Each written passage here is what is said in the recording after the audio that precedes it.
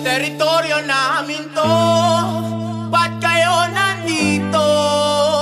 Sobrang dami na naming ibinigay. Teritoryo namin to, ba't kayo nandito?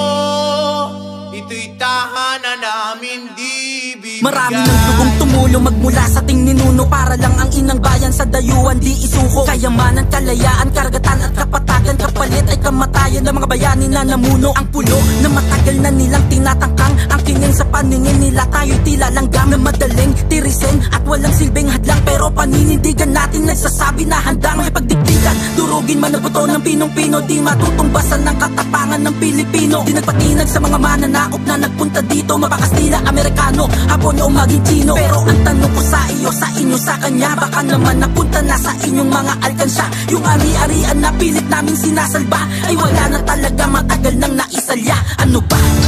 Hindi natatakot sa China ang isang mangingisdang Pinoy, kaya pong siyang nakipagpatintero sa China Coast Guard habang nasa Scarborough Shoal. Tila nakikipagpatintero ang bangkang ito ng isang mangingisdang Pinoy sa rubber boat ng China Coast Guard. Hindi ko kayo natatakot. Natawa lang ko lang nila. Pinasang ko lang nila eh.